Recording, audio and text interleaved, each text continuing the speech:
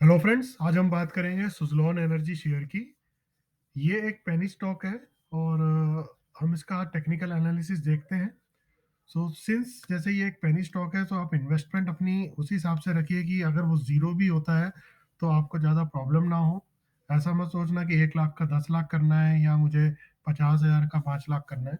अगर 5,000 इन्वेस्ट करके भी मेरा 15,000 बन जाता है तो वो भी बहुत अच्छी एक इन्वेस्टमेंट और रिटर्न है। और जैसे हम देख सकते हैं कि इसका जो लो इसने लगाया था अराउंड 1,70 1,80 पैसे के आसपास लगाया था, जो कि यहाँ से ऑलरेडी आप कह सकते हो कि 10 गुना ये ऑलरेडी हो चुका है।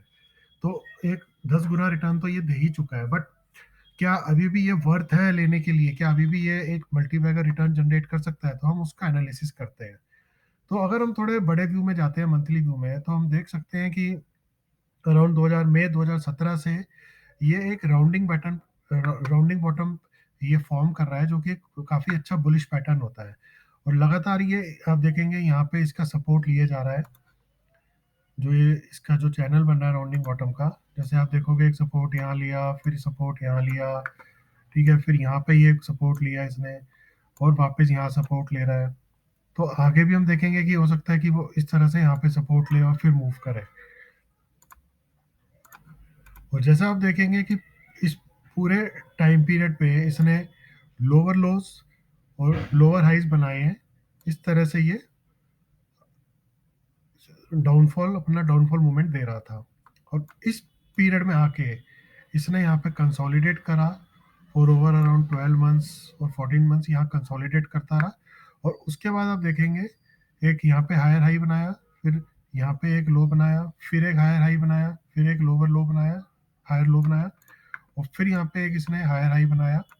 तो अब जो आने वाली मूवमेंट हो सकती है, वो हो सकता है कि वो अराउंड अबाउट यहाँ पर दोबारा रिट्रेस करे और फिर इस तरीके से एक हायर हाई बना के और फिर रिट्रेस करे, और फिर हो सकता है जो ट्रेंड लाइन जा रही है इसका ब्रेकआउट दे हमें। तो हम इसको वीकली व्यू में इसका एनालिसिस करते हैं।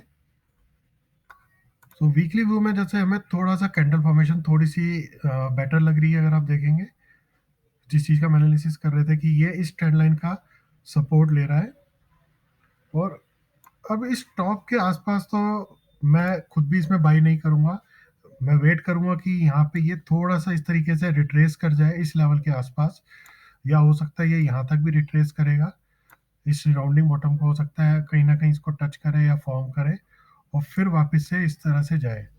तो जो मेरी बाइंग रेंज है, जो मैं सोच रहा हूँ एक्यूमुलेट करने के लिए, वो मैं अराउंड अबाउट 8.5 से और लेट से 9.5 के बीच में ही एक्यूमुलेट करूंगा। और अगर मुझे इसकी 1000 क्वांटिटी लेनी है तो हो सकता है मैं 100 करके 10 बार में सिप मोड में इसकी लूँ। तो इसमें जो बाइंग करनी है, मैं स्ट्रिक्ट स्टॉप लॉस के साथ बाई करूंगा ऑन क्लोजिंग बेसिस, जो कि मेरा ये वाली लाइन होगी ट्रेंड लाइन। जो स्टॉप स्टॉप लॉस होगा मेरा, वो होगा 6.5 का। अगर इसके नीचे क्लोजिंग हमें मिलती है तो मैं एग्जिट करूंगा इस पोजीशन से। पर एक चीज ध्यान रखना कि जैसे ये पेनी स्टॉक है, तो ये कई बार मोस्टली अगर आप देखेंगे लोअर सर्किट और हायर अपर सर्किट पे ये चलते हैं। तो हो सकता है एग्जिट करने की कई बार मौका भी ना दे हमें। हो सकता है 6.5 पे एग्जिट ना दे हमें, हो सकता है 4 पे एग्जिट दे, 3 पे दे। तो क्वांटिटी साइज अपना उतना ही रखना कि जिसमें अगर आपको लॉस भी हो तो आपको बहुत बड़ी प्रॉब्लम ना हो। बट जिस हिसाब से इसका चार्ट पैटर्न लग रहा है, जो फॉर्मेशन है, जो कंसोलिडेशन है, आप इधर वॉल्यूम देख सकते हो, तो ये सब एक एक बुलिश पैटर्न की तरफ ही हमें आगे इसकी ट्रेजेक्ट्री दिखा रहा है।